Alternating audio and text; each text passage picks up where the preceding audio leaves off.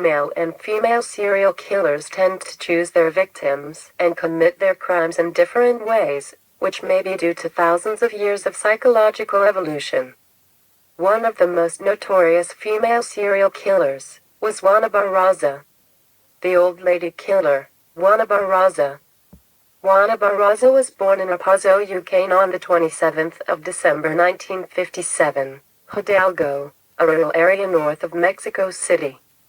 Barraza's mother, Justice Amparo, was an alcoholic who reportedly exchanged Juana Barraza for 3 beers to a man who repeatedly raped her in his care, and by whom she became pregnant with the son. Juana Barraza had 4 children in total, although her eldest son died from injuries sustained in a mugging. Juana Barraza murdered between 42 and 48 elderly women. All of Barraza's victims were women aged 60 or over, many of whom lived alone.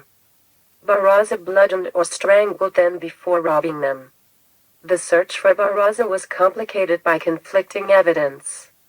At one point, the police hypothesized that 2 killers might be involved. An odd coincidence also distracted the investigation. At least 3 of Barraza's victims owned a print of an 18th-century painting by French artist Jean-Baptiste Greuze, Boy in a Red Waistcoat.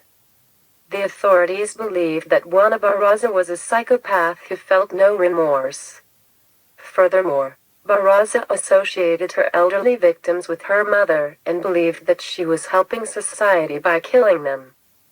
In order to gain the trust of her victims, Barraza posed as a government official who worked in social welfare.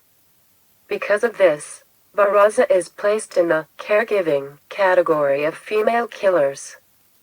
By November 2005, the Mexican authorities were reporting witness statements to the effect that the killer wore women's clothing to gain access to the victims' apartments.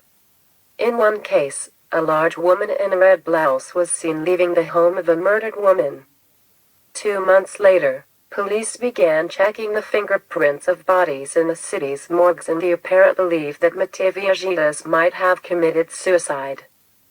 A major breakthrough in the case occurred on the 25th of January 2006, when a suspect was arrested fleeing from the home of the serial killer's latest victim, Ana Maria de los Reyes Alfaro, who lived in the Venustiano Carranza borough of Mexico City. Alfaro, 82, had been strangled with a stethoscope. To the surprise of many Mexicans, who had supposed the killer to be male, the suspect detained was Juana Barraza, at the age of 48, a female wrestler known professionally as the Silent Lady. Witnesses at previous murder scenes had described a masculine-looking woman, and police had previously looked for a transvestite, although they later admitted that the former wrestler resembled composite images of the suspect.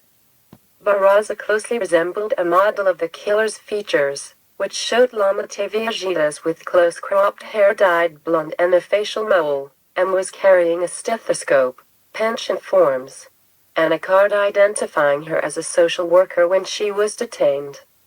Barraza was tried in the spring of 2008, the prosecution alleging she had been responsible for as many as 40 deaths. She admitted to one murder, that of Alfaro, and told the police her motive was lingering resentment regarding her own mother's treatment of her.